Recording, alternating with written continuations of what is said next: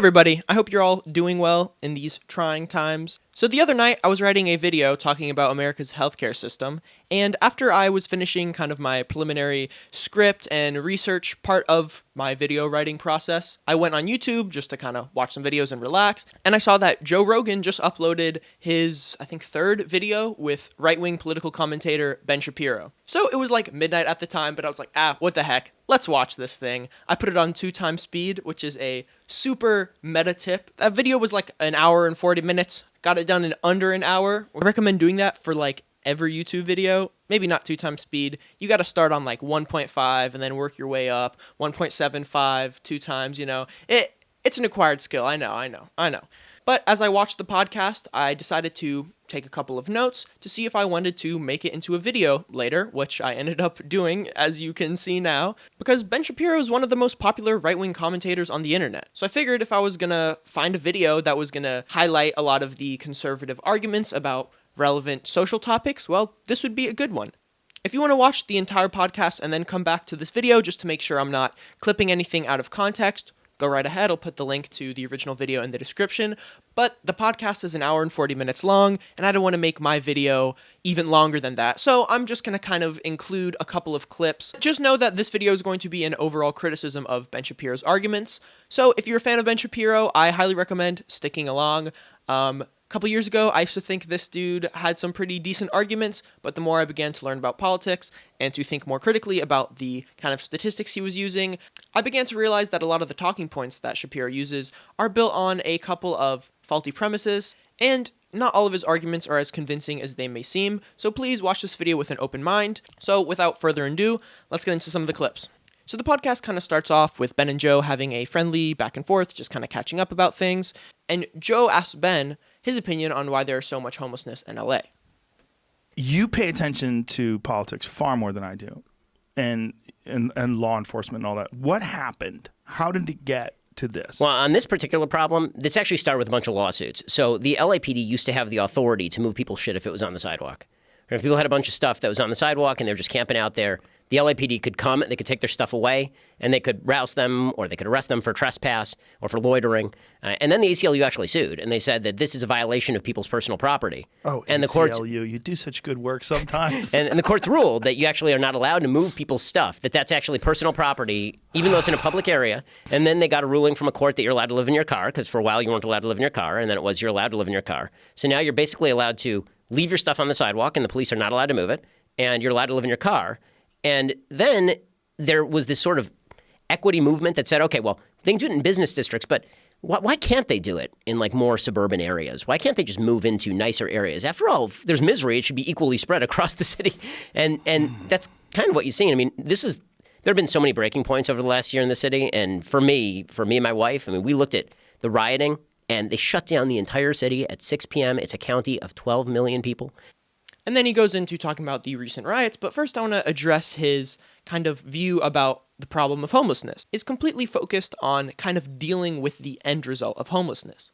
Well, why is there so much homelessness? It's because the government can't move homeless people around. They can't move their stuff. The government allows people to sleep in cars. Basically, Ben's argument is the government doesn't have enough authority to deal with homelessness. If we allow the government to move homeless people wherever they wanted, if we allowed the government to make it illegal to have people sleep in cars, then the problem of homelessness would just go away. And this is going to be a recurring theme throughout this entire video.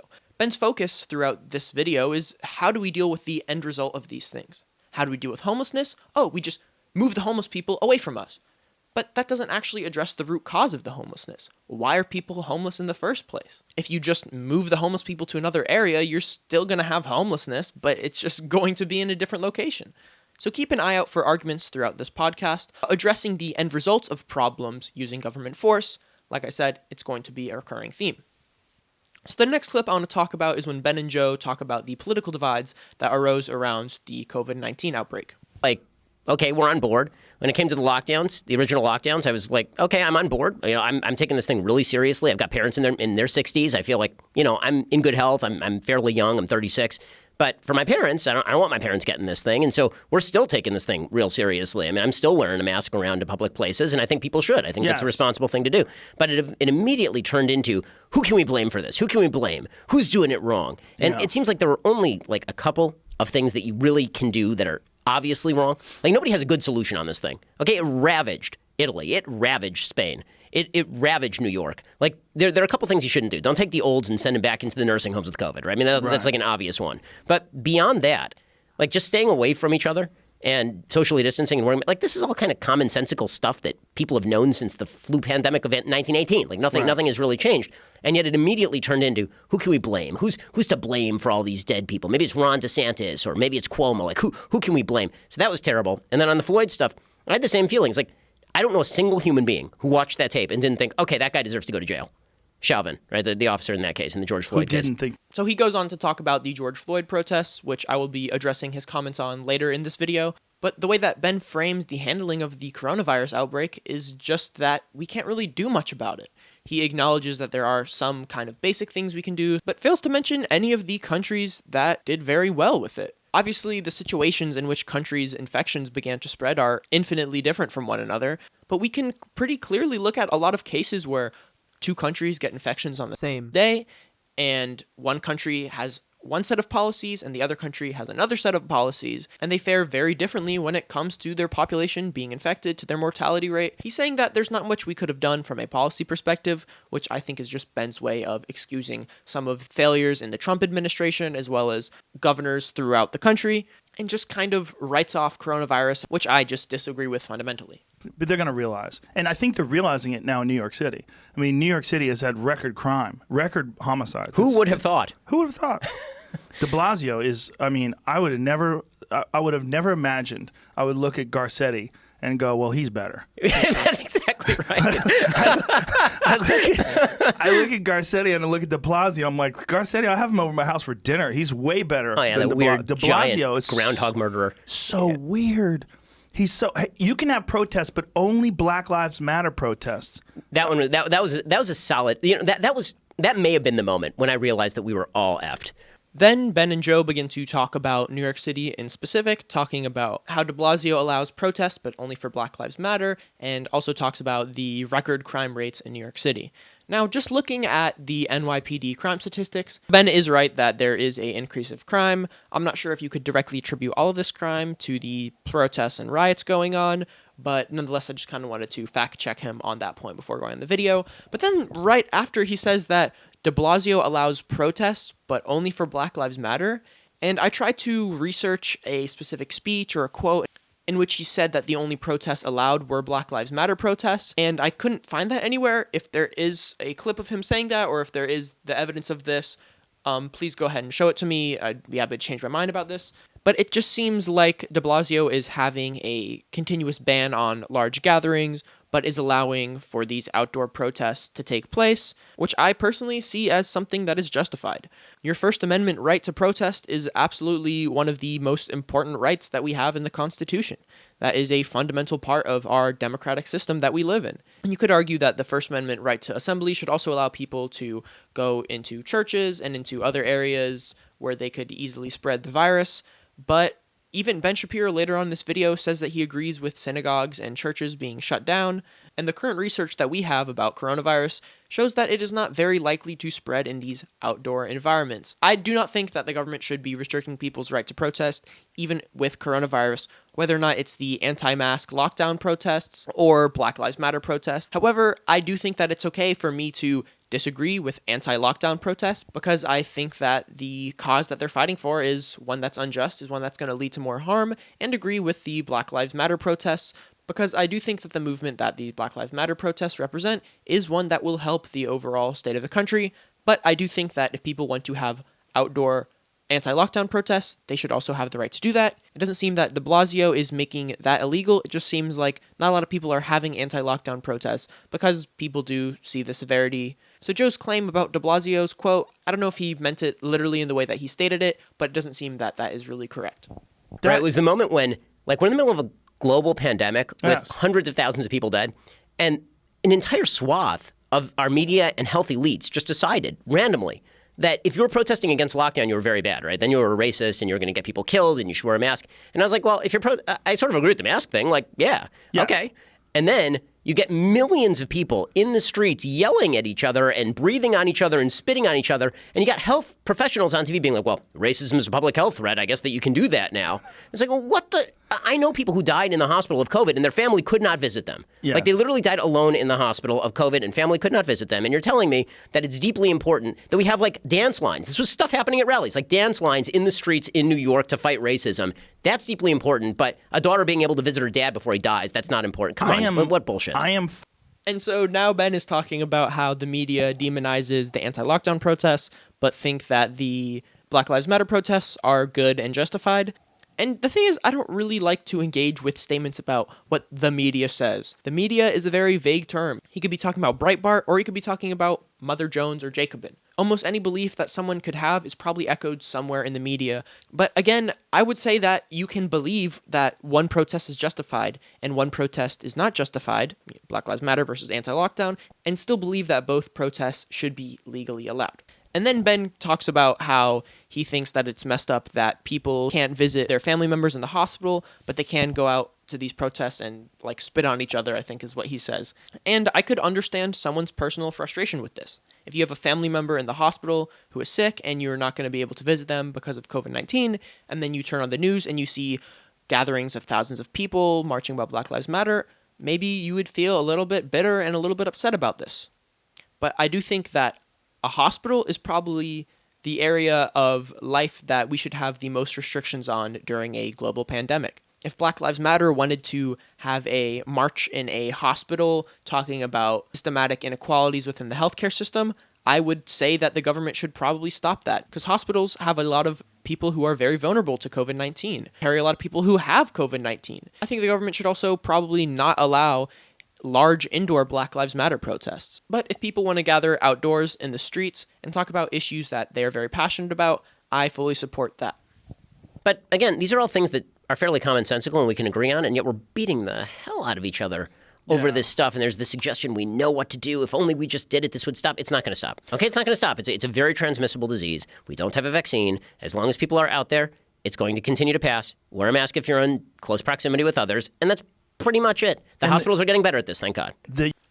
And then Ben goes into another argument talking about how a lot of people claim that they know what we could have done for coronavirus, but there's not much we can do because we don't have a vaccine for it yet. And I think this point is based on a completely flawed premise. During such a unique event in history like the outbreak of coronavirus, I think it's very important for people to look at certain countries that handled it well, certain countries that didn't, and then compare and contrast their policies to see what worked. Maybe it was a cultural thing, maybe it was a policy thing. I think the US could look towards countries like South Korea. They immediately started stockpiling tests, they implemented contact tracing, and they have been able to handle this virus significantly better than we have in the US. What about a protest for increasing your immunity? What about a protest for educating people to the techniques and the strategies for increasing your immune system? They're out there, and there's no discussion about this amongst health professionals. Amongst politicians. If you listen to health professionals, people that really understand the human body, they'll tell you there's a lot of strategies. There's a lot of things you could do. First of all, eliminate alcohol, eliminate caffeine, eliminate sugar, eliminate all the bullshit in your diet. Start taking vitamin supplements. Get outside. Get some vitamin D. Get your body healthy. Exercise. Do all these things, and you will increase your immune system. You increase your body's health. You don't hear a word of that. All of it is just stay inside. We have to stay apart to keep everybody safe. And God damn. So then Joe launches into a rant about how he thinks that there should be protests about how people should strengthen their immune systems to help combat coronavirus. And the thing is, it's not very controversial. Not a lot of people disagree with the idea that people should strengthen their immune system, and then proceeds to state how, politicians are telling us to do the opposite. They want us to all stay inside. The chances that you'd get coronavirus just staying in your house by yourself are going to be lower than if you decide to go out to restaurants, go out to bars, go out to parties. That's just kind of the simple nature of this. But then Ben Shapiro kind of replies to this idea with a very interesting point. God damn. The number one vector for transmission remains the home. right? That's still the number one Sure. vector in every society is the home. People going home and giving it to each other. And when I remember for me, one of the breaking points in LA was when they decided they were going to shut down all open areas. They're going to shut down all the parks. They're going to shut down all the Right. beaches. And I was like, what is this? Well, not What only that, is it goes this? against science because Right. there's been papers that have been studied that show that this virus dies almost instantaneously when it's exposed to sunlight or even artificial sunlight. Yeah, none of it makes any sense. But it does feel like, bottom line, there were a bunch of gaps in American society, and then a bad thing happened, and everything just sort of fell apart. It was sort of like a house of cards, and then... And I guess that this point is true, that people are probably most likely to catch coronavirus if a family member comes into their house super infected, because you're not going to be always socially distancing and wearing masks around your family. So Ben is giving a descriptive statement, talking about the number one vector of transmission is the home, but it's not clear what his prescription is here. If we follow down this logic, does that mean that the best way we can end the spread of coronavirus is if everyone just never goes in their house anymore? Like, it doesn't seem that what he's proposing here would really lead us to any solutions. It seems like this is just information to try to muddy the waters, to try to get people to question why people are telling them to stay inside, and then mentions how he thinks it's ridiculous that politicians immediately started banning public areas like parks and beaches during the initial outbreak, and Joe kind of backs us up saying, well, it's against science because it dies when it's directly exposed to sunlight. Wouldn't it also be against science to hate on these protests too? I guess if they're spitting in each other's mouths like Ben is suggesting, then you can go ahead and criticize it. But I think that there are a number of reasons why these outdoor gathering spaces were initially banned during the first kind of wave of coronavirus happening in the US. In early March, we didn't know that much about the virus, and still today there are a lot of things that we don't know. Why do two people with the same age and same conditions get the same virus and showcase completely different symptoms, as well as face completely different health outcomes? People in early March would also probably be way less prone to social distance than they do today. And Ben could kind of respond to this overall argument by saying, well, I would still want the police to break up any large gatherings happening at these public areas, which I think is a fair line of rebuttal. But again, I do think that there is a valid reason for politicians to be shutting down these outdoor gathering spaces during the initial outbreak, just because of our lack of information, our lack of awareness, and our lack of understanding on how we should socially distance and kind of generally deal with it.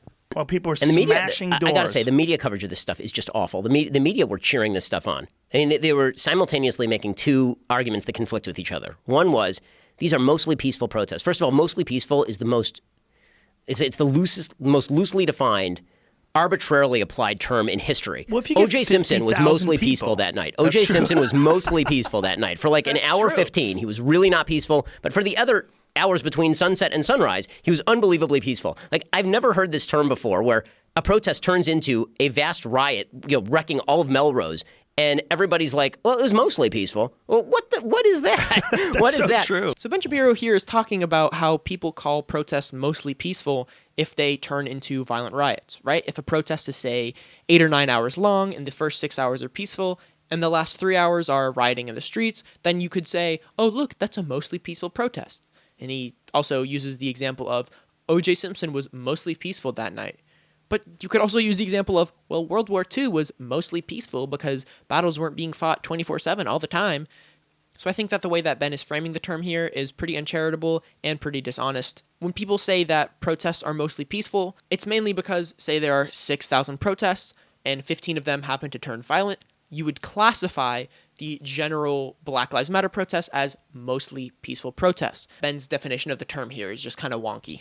How about this? Yeah. How about you either say that the protesters and the looters are two different groups of people, and we treat them differently. If you're protesting, that's First Amendment activity. The minute you shatter a store window, you go to jail, right? Yes, That's the way this should run. agreed. Or alternatively, if you're saying they're the same group, then they need to be treated as lawbreakers. So I believe the first. I believe if you're a protester, you should be protesting. If you're a looter and a rioter, then you should go to jail. But the media refuse to make that distinction, and then they act like the cops are the bad guys when they come in to arrest people who are violating the law. You're seeing this in Portland right now. They're trying to burn down the damn courthouse. And Ben is complaining about the lack of distinction between the protesters and the looters. He said he supports the protesters' First Amendment rights, but the minute you break a window, you go to jail. And then, again, kind of blames it on the nebulous media. But the media fails to make this distinction. Again, it's hard to engage with these types of arguments because you can absolutely find any example somewhere out in the media of someone failing to make this distinction and use that to prove your argument. But I'd argue that it's not just the media that is failing to make this distinction, it's also the police officers. There are countless videos online of police harassing people standing there filming the events with a camera, which is absolutely protected by your First Amendment rights. And I guess Ben would counter my point by saying, well, if the media would make the distinction in the first place, the police would know who's the protesters and who the looters. But I think this is an incredibly weak argument. It's not the job of the media to tell the police who and who not to arrest. That's their job. And it seems that they are either failing to make this distinction or purposefully arresting nonviolent protesters to kind of muddy the waters and have a pass to arrest whoever they want. Yeah. And the feds come in and start arresting people, and people are like, this is the Gestapo. It's like, okay, speaking as one of the tribe, let me say this is not like the Gestapo. Okay, like the Gestapo was not famous for rolling up on people and then charging them, and then if they didn't have a charge, releasing them. That wasn't like the Gestapo's thing.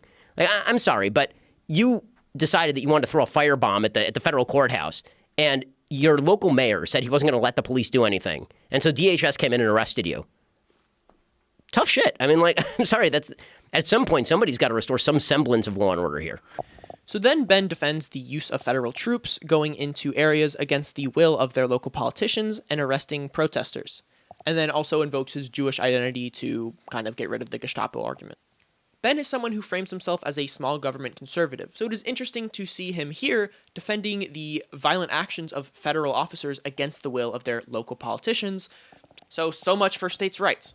And notice how every time he's defending violent state authority, he's also kind of using the most exaggerated view about the protesters and looters, right? I think most people would agree that if you throw a firebomb on a federal building, the police should probably step in for that. Well, it's a weird situation because I don't exactly understand why they're attacking the courthouse. I don't exactly understand why they're smashing the windows at Amazon Go. It's Steve Martin, right? They must hate these paint cans. And so Joe says here he doesn't understand why they're smashing the windows of the federal courthouse. He doesn't understand why they're smashing the windows of Amazon Go. And I'm going to half agree with him here. I do not think that in these situations, violence can necessarily be justified against private companies who do not have the same kind of influence and impact on the policing system than government actors do.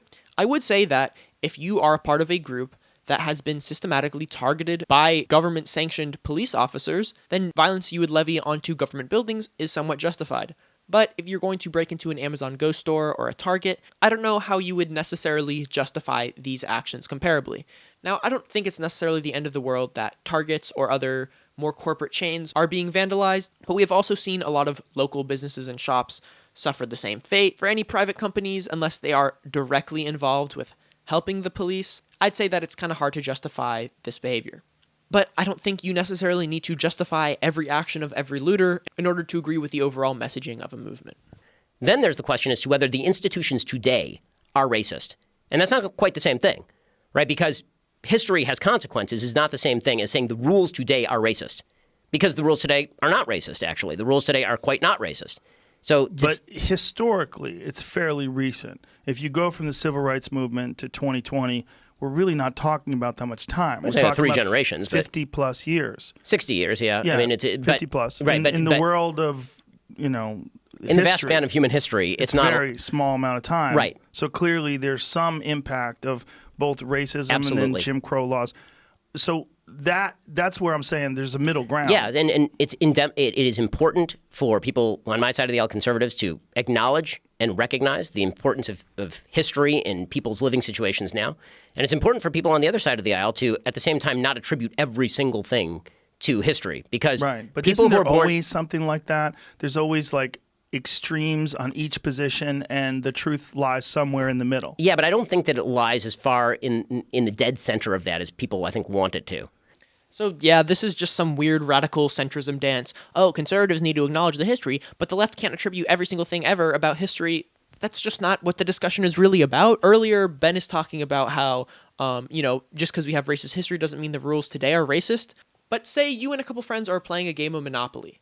And, after, say, like 50 turns or so, each of you have your own properties, you're paying utilities, blah, blah, blah. Another person comes in and they start playing the same game at you, but at a significantly later part in the game. Well, just because the rules of the game aren't necessarily rigged against this person doesn't mean that they're on equal footing than everybody else. And that's kind of what Ben Shapiro is suggesting. Just because you had bad history, as long as the rules aren't directly in the book saying, oh, you can discriminate against black people, then you basically have as good as a shot as everyone else. What I mean by that is the problems that have plagued communities in the United States, not just the black community in the United States, but problems of racism or problems of sexism. The way those get alleviated is people making better choices over time. Right? That is the problem. That's the way that those issues get alleviated. When Jews arrived in the United States in the early 20th century, to talk of my people, when they came, they were impoverished. They didn't speak the language. They were banned from country clubs. There was open discrimination against them. They were banned from Harvard. Right? Harvard Law School had quotas on Jews. The way to fight against that is to make good decisions. And so you fight against the system to make sure that the system has rules that apply equally to everyone. Right, but you clearly see that there's a big difference between people coming over here willingly and doing so in order to better their lives versus someone whose ancestors were dragged over here to be sold as property, and then dealing with the repercussions of that being your family history. And red line laws and all the other things that were put in place to sort of keep them in very specific areas, which to this day remain crime-ridden, gang-ridden, deeply impoverished communities. Well, what we have just witnessed is Ben Shapiro solving every single social and economic problem that has ever existed in the history of mankind. If we just made better choices, then our society would be better. Why haven't we thought about this? We should just go into low-income neighborhoods and tell everyone to make better choices. That would easily solve, like, all of our problems. If we want to reduce shootings, people should just choose to not shoot, right, guys? Ben is literally making the unironic just choose not to be poor argument here. But Ben fails to address any of the reasons that people are making these choices. Just look at abstinence-only education. It doesn't work. And remember the comment about homelessness that Ben made at the beginning of this video? Well, I think this similar sentiment echoes here. Instead of trying to address the root causes, why are people homeless? Why are people making bad choices? It's just, oh, let's make homelessness illegal. Oh, let's just tell people to make better choices. And Joe offers some good pushback here because this is a incredibly narrow-minded view of politics. This whole just tell people to make better choices approach, I haven't seen this work anywhere. I haven't seen any data support this. Like, I'm pretty sure if you would go into low-income neighborhoods and you'd give people the choice, hey, do you want to go to college and make $300K a year? They're not going to be like, well, actually, I want to go sell drugs and shoot people instead. We don't just erase these disparities by telling people to make good decisions. We have to address the causes about why people are making these decisions in the first place. Well, I mean, the problem is I don't see an alternative solution. Right? When you're talking about solutions. I think an alternative solution is there has to be some sort of large-scale intervention in these communities to do something about what has already been set in motion and the momentum that keeps continuing decade after decade. I don't know what could be done. Well, but that's the problem, is that I think that a lot of the solutions that have been proposed have already been tried. Meaning like that, so for example, LBJ thought that the way to alleviate a lot of these inequalities was the war on poverty. And he openly talked about this. He gave a speech very famously in which he said, we're trying to guarantee equality of outcome, not just equality of opportunity, equality of outcome. And you can't hold the race where somebody is starting 20 yards behind and then fire the gun and say, okay, it's an equal race, right? So you have to get the person who's 20 yards behind to actually get up to the starting line so that they're equal. And so the idea was we're going to fight this war on poverty and alleviate poverty largely through transfer payments and through the government taking a forcible step in favor of alleviating people's lives. We've now spent $22 trillion in the war on poverty, and we have about the same number of black Americans living under the poverty line as were living under the poverty line by the late 70s. So now Ben launches into a rant about Lyndon B. Johnson's speech about how he wants to guarantee equality of outcome. And so I actually wanted to look at this speech to see if Lyndon B. Johnson does say specifically he wants to ensure equality of outcome. And this is just a quick Google search. There might be another speech where he said it, but I was not able to find that. If you have that speech, please send it to me. But the description of this speech, and there's also a audio link to it, it shows that Lyndon B. Johnson expresses his support for equal outcome policies directed at black Americans. But reading through the transcript of the speech, I couldn't find any mention of equality of outcome. It was just talking about overall racial equality. So again, it seems like Ben is doing a slight mischaracterization to kind of reframe the opposition's arguments for his own benefit. And then he begins to talk about how Lyndon B. Johnson's war on poverty failed because we spent, trillions of dollars, and the same number of black Americans are living in poverty today than they were in the 1970s. So initially, I thought Ben misspoke here, but I thought he meant to say that the same rate of black Americans were living in poverty than the 1970s. So I looked at some government data about this, and it seems that he didn't misspeak, because if he actually talked about the rate, he would be defeating his own argument. Yes, there's a similar total number of black Americans living in poverty today than the 70s, but I think we all know that the population of black people in America has increased significantly since then. So this is kind of just a BS talking point. And the thing is, even if the poverty rates were comparable. A lot of measures of poverty that people use don't actually adjust for the welfare benefits people receive. And if you create a measure of poverty that accounts for the benefits people receive into their outcome, we see an even bigger decrease of poverty amongst Americans since the 1970s. And it's kind of a shame to see him using such easily disprovable statistics. I would expect a little more from him, but maybe my expectations were a little too high. The real issues that are creating intergenerational poverty, everyone knows this, but remains true. The number one predictor of intergenerational poverty in the United States remains single motherhood. The single motherhood rate in the black community was 20% in 1960. It is upward of 70% today. That's not unique to the black community, by the way. It's true in the white community as well. The 5% of white kids were born out of wedlock in 1960. Today, it's upward of 40%. That is not, something has happened, and it is not a matter of increased racism. That's not happening because of increased racism, right? That is happening because there's been a cultural change that does not place tremendous emphasis for black or white or for anybody on personal responsibility and personal agency. There needs to be a mindset change. We do this, by the way, in all other areas of American life except for the most important decisions. In the area of sports, nobody does this routine. This is a point Shelby Steele makes. In the area of sports, if a kid does not have a good jump shot, nobody says to him, you know what, you don't have a good jump shot because your father didn't have a good jump shot, his grandfather didn't have a good jump shot, and the game is biased against you. We say, okay, if you want to be on the team, you're going to have to learn to shoot a jump shot, right? That right, sounds harsh. That sounds bad. But sports are different. And here's why sports are different. Because sports, you enter them independently of your culture. You base what you're trying to do on the parameters of the rules and the people that you're competing against. That's how you look at it. So whatever culture you're from, you walk into this new thing with this very rigid set of rules. Like, I don't think white people or Jews or Asians have a monopoly on valuing education or a monopoly on hard work or punctuality or anything. I think that black people have exactly the same capacity as any people of any other race to do all of these things, and those are the preconditions for success. So you either meet them or you don't. I mean, that's true for everybody. But for success. But don't you think that a lot of that is predicated on the environment that you develop in, and the people that you're around, and the lives that you imitate, and the influences that you have around you?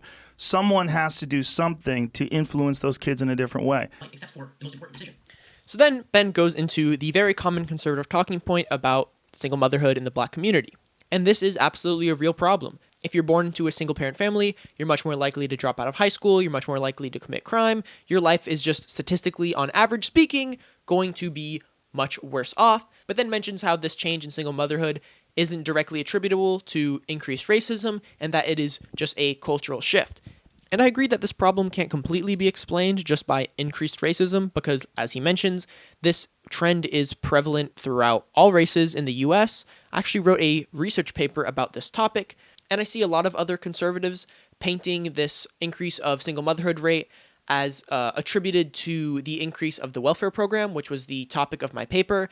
I didn't see any convincing studies that prove this. I saw a couple offhand statistics and then a more generalized argument made about, well, look, you can look at a chart where it's the 1970s compared to now and look how motherhood increases and then look how welfare increases, and isn't that the same thing? But I haven't seen any convincing evidence on the subject, and I did extensive research on it, so if you do have that research, I do want to see it, please send that to me. And again, it seems weird to bring up this single motherhood point when talking about personal responsibility because it's not a kid's fault if they were born in a single parent household. And if it is true that being born in a single parent household makes you much more likely to commit crime, drop out of high school, blah, blah, blah, blah, well, you can't really control your upbringing. You're like 14 to 18 years old when you go to high school. How much personal responsibility can a 14 to 18-year-old have? A lot of these things that Ben cites as just being personal choices do seem to be pretty out of someone's control. In real life. Well, so totally true. Totally true. And that's why, again, more information needs to get into areas. I agree with a lot of the opportunities that need to be provided by education. Getting people to be educated outside their local public school would be a good change. I mean, being able to move outside your crap local public school and go somewhere else would be good.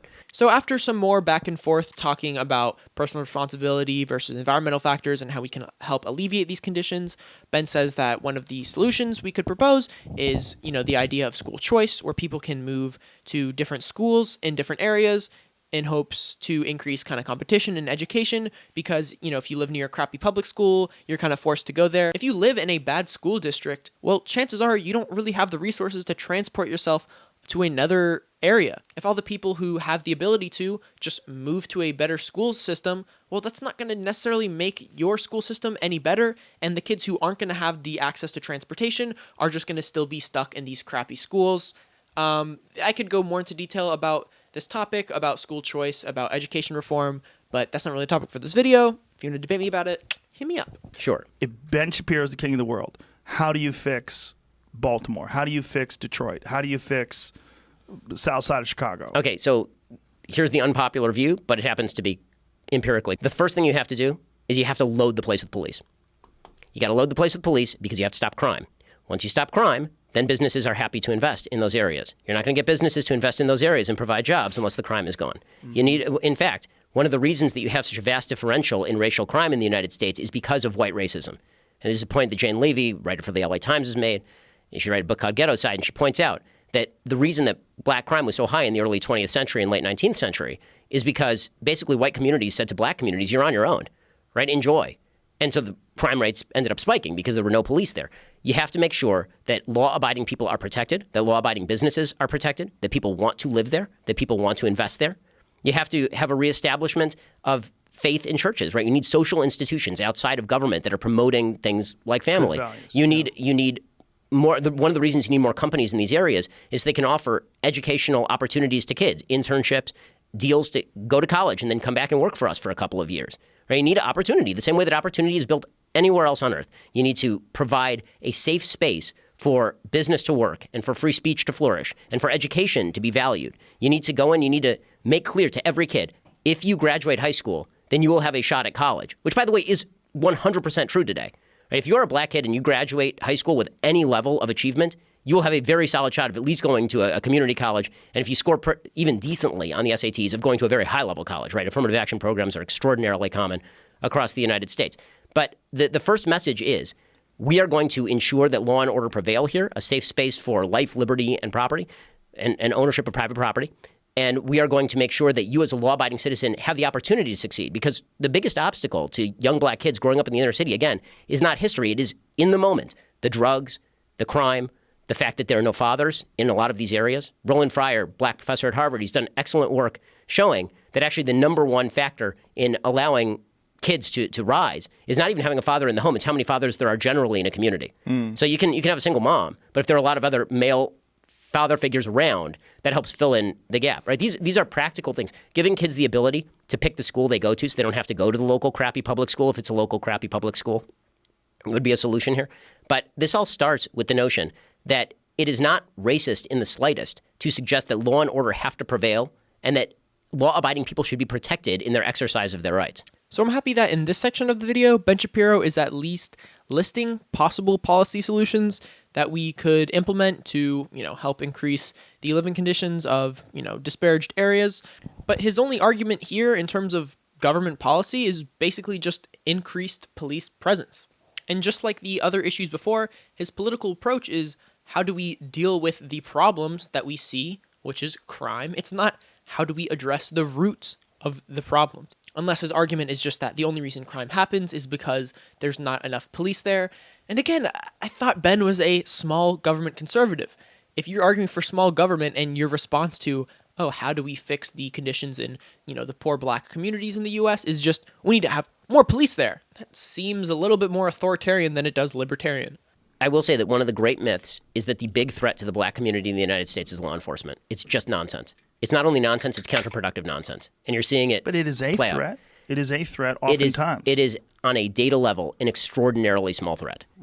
Law enforcement as a threat to black life on a generalized level is extraordinarily small. The Washington Post database last year showed a grand total of 15 black Americans shot unarmed across the United States in a country of 42 million black people. And so I looked up this statistic that Ben is talking about, and from that Washington Post article, it is true, but it is not a complete statistic, and he's not really trying to frame it as it is either, but I think it could be easily misinterpreted as that. So yeah, he says that there's 15 black Americans shot unarmed, I think by police or just in general. I guess that, that statistic is true, but a statistic like this isn't going to include incidents such as the George Floyd murder or the Eric Gardner murder, because in those cases, they weren't shot by police, they were killed through other methods. So just be wary. That statistic, it's true, but it's not really showing the complete picture that people might think it is.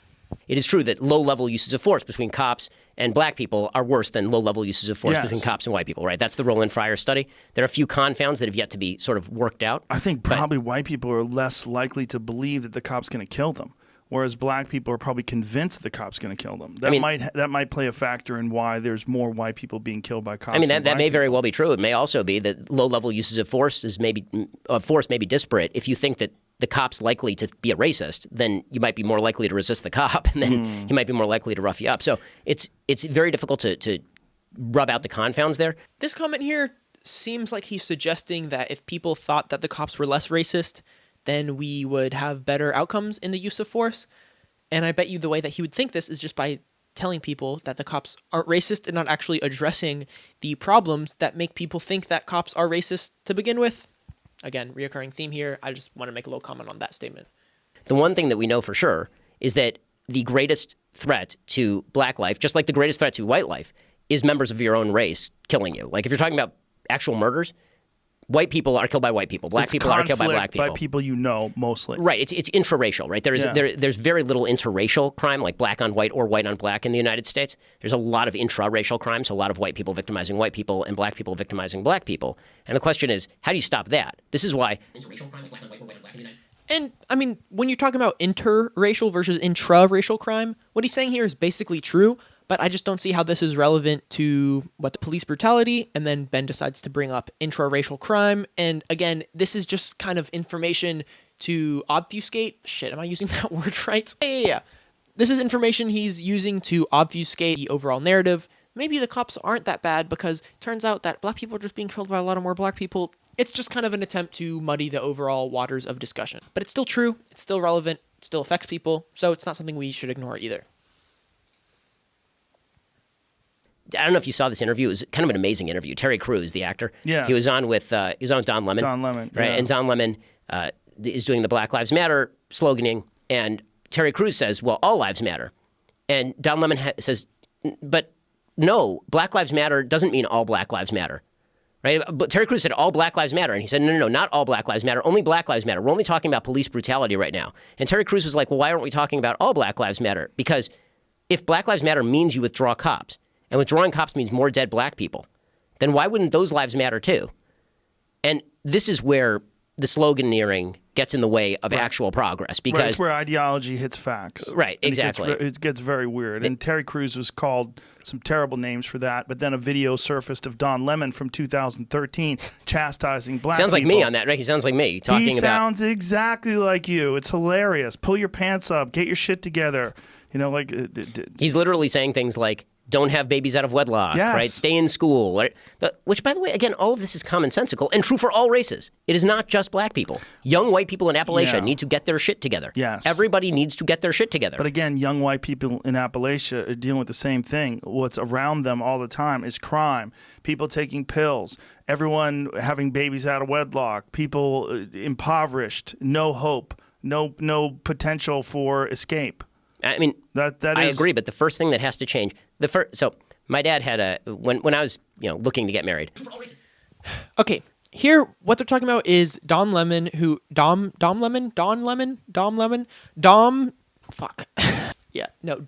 an N. Don Lemon. God, look at all these tabs of words I don't know.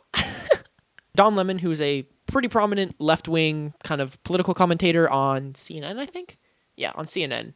Basically, they're referring to footage of him from like 2013 or, sometime in the past where he's kind of quoting the same statistics that Shapiro likes to use about, single motherhood in the black community, how that leads to disparate outcomes, bad outcomes, blah, blah, blah. Joe's kind of saying here that, oh, he sounds a lot like you, pull your pants up. But the thing is, two people can agree that something is a problem, but completely disagree on the solutions. I agree with Ben Shapiro that the rate of single motherhood that we have in these communities does lead to a lot of not good things happening in society. But that doesn't mean I'm on board with his idea that we just need to tell people to stop making these bad decisions. So I don't really think Don Lemon's being hypocritical here. He can agree with government-sponsored programs to make housing more affordable, to increase education funding, and also agree that the rate of single motherhood in the black community causes bad problems. I think that them pointing this out is just kind of a stupid point. Doesn't really make their arguments any stronger. And it's like an attempted gotcha, but I don't really think they're getting Don Lemon with anything here. So then they talk some about premarital sex, and, Ben Shapiro saying how you shouldn't have sex with anyone because it will increase your chances of, pregnancy and stuff like that. And then they're talking about feminism and porn. Feminism just is bad, basically. That's what Ben Shapiro says. And okay, hold up. Joe Rogan gives a based take about televangelism. I think this is, I may not agree with this in terms of like a super meta morality thing, but this is hilarious. I look at it like sexual televangelists. That's what I look at like pornography like. I think that you should be allowed to rip people off with a really obvious ruse. Like if you're one of those late night people that can put hands on people and raise them from the dead, if you're one of those people, I feel like, God, that's so obvious. It's almost like a good little pitfall to have out there in society to teach people that some folks can be deceptive. How do you think we get back on track? How do we find balance? I always hope that things go really far in one direction and then really far in the other direction and sort of. Listen, I end up in the same place I always end up, which is we got to learn to leave each other the F alone. Mm-hmm. I mean, seriously, like that's the only way this is going to work. Because we either have to decide we want to share a country and live together with each other, or we have to decide we don't. Yeah. If we want to live together and share a country, then we have to stop basically making crazy demands of one another. This is what the cancel culture is all about. But we got to stop that. We got to recognize that people may not agree with you. People may do things differently than you, and that's okay. Like, this to me seems like kind of a white supremacist dog whistle. And I know that sounds like a crazy accusation to levy against Benny Boy here, but hear me out. So this entire podcast has been talking about racial issues, specifically between black and white people in the US. And then Joe asked Ben, what can we do to fix this? And Ben's response is just, we should just leave each other alone. And I guess he means this kind of from, maybe a government policy perspective, but this also is the same exact rhetoric that I hear when I listen to people who debate self-described white supremacists and Nazis. In a recent debate between Eric Stryker and James Alsop, between Destiny and Vosh, Stryker and Alsop, the two white supremacists in the conversation, they were talking about how the only way that they think we can fix these racial divides is if we just segregate society. We have a black criminal justice system and a white criminal justice system. We have white cities and we have black cities. And Shapiro isn't making this exact specific argument, but this sentiment that Shapiro is talking about is echoed throughout Nazi and white supremacist communities, and I think that this is something that's important to acknowledge, whether or not Shapiro agrees with those people 100% or not 100% because Shapiro's Jewish, and white supremacists and Nazis aren't a huge fan of the Jewish people, but I think it's important to see where other people of other political leanings will take arguments like the ones Shapiro uses. They were just like, you're culturally appropriating. You shouldn't be doing this. You're a white man. Let me just say this generally. Cultural appropriation is a bunch of horseshit. And the reason it's a bunch of horseshit is because, you know what's the best in life? All the things that are good from everybody else's culture. Like, the reason people live in major cities is to go to all the different restaurants from all of the different cultures. Like, why is cultural... I'm so confused as to why cultural appropriation is bad. Cultural appropriation is the greatest thing that has ever happened to planet Earth. If we were all siloed off into our own little cultures, you know how much things would suck? It would just be terrible. So this kind of stuff is just crazy. Drives me nuts. I grew up teaching Taekwondo, which is a Korean martial art. I learned to count in Korean. I had to speak all the techniques in Korean. Because you hate Koreans. That's clearly the problem here. I culturally appropriated the shit out of my childhood. Yeah, exactly. This is all crazy, and there's no apparent end to it. Like, there's no limiting principle. There's no limit. Now, I agree with a lot of the sentiment of what they just said there, but I don't think it fully encapsulates what people mean necessarily by cultural appropriation, and I think it kind of contradicts what Ben was just saying earlier, so let me get into that real quick. So when people talk about cultural appropriation, the first thing that comes to my mind is that one kind of like Twitter scandal where like some white girl was wearing a traditionally Chinese outfit for prom or something like that, and people were getting mad at her saying that, she's wearing something that is not in her cultural group. It's kind of taking away the cultural significance from, someone who's Chinese who decide to wear that, and is almost kind of exoticizing the culture. But then Shapiro and Rogan are talking about how a lot of the good things about society are appropriated from other cultures, and that's kind of true. I mean, I think American society is amazing, partly because of the amount of diversity we have in this country. Me watching anime, is that cultural appropriation? I hope not, because I'm going to keep doing it. Like, is me getting Korean barbecue, like, every week, is that cultural appropriation, or is that appreciation? But if I dressed up like a Korean guy, or I put a kimono on every time I put the next episode of JoJo's on, would that be appropriation or appreciation? And honestly, I hope that eventually we're able to live in a society where like none of that matters. Any piece of clothing, almost any piece of language we have, or any piece of media we have, at some point it can all be traced back to a different cultural group. But I'm glad that it's not just available in that cultural group. So the person who took the first photograph was French, but does that mean that I am not allowed to enjoy the art of photography because it wasn't created by my culture? I don't think so. And I think that the world is better that elements from one culture are able to pour into other elements from other culture. But regardless of anything I'm saying right now about this, if your behavior negatively impacts someone from another cultural group, emotionally or whatever, I think it's probably just best to not do it. You know, if you really want to put a sombrero on every time you go to Plaza Azteca because that's how you enjoy Mexican culture, but every time you do that, every Mexican person in the restaurant hates you, well, I don't know, maybe that's just not the right thing to do. But nonetheless, I think the whole cultural appropriation debate is a pretty interesting one because we want cultures to integrate. We don't want people to feel like their cultural group is left out. But we also want these cultures to have aspects that they can hang on to and that other people from other cultures can't enjoy. And yeah, I think that's a kind of weird almost duality to our perceptions of culture in, woke society. And I think there's lots of room for debate and discussion about this. And they talk about some more things.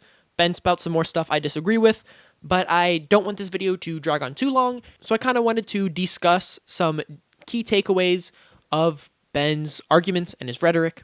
Ben Shapiro is a conservative person. He is a Republican. Republicans and conservatives' political goals are to have the government do less. They're going to do their best to try to minimize a lot of the problems that we have in society.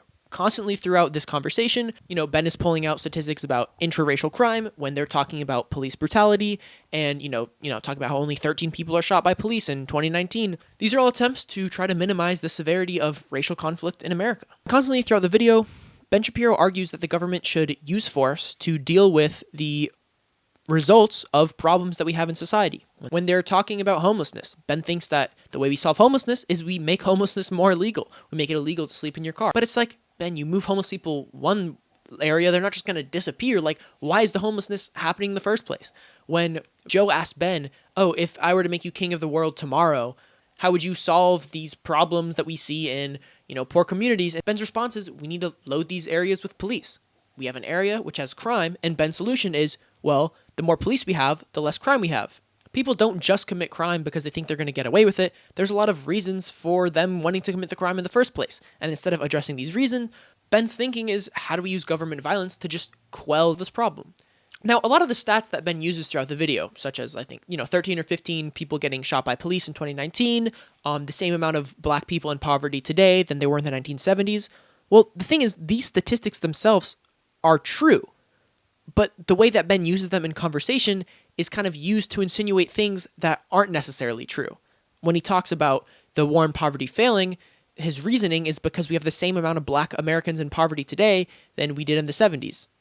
But like I said before, that's because of an increase of population. If you look at the poverty rate within the black community, it has declined significantly. And that's not counting all of the welfare programs that have also been established. When you add those to your poverty measures, then the rates change even more. So if you are someone that watches Ben Shapiro's content or other conservative online commentators, I do urge you to think critically about the facts and the stats that they're using. They, in isolation, may be true, but the way that these facts and stats are integrated in their rhetoric isn't always completely logically watertight. So if you made it to the end of the video, thank you so much for watching. This has taken me a while to record. My brain kind of feels dead right now, but I hope that you enjoyed it. I hope that you felt that my criticism of Ben's talking points and some of Rogan's talking points was fair. I think I defended my points pretty well. If you disagree with some of the criticisms I've levied against, Ben or just right-wing arguments in general, please come on the show. I'd like to hear your opinions. I'd like to debate and discuss it.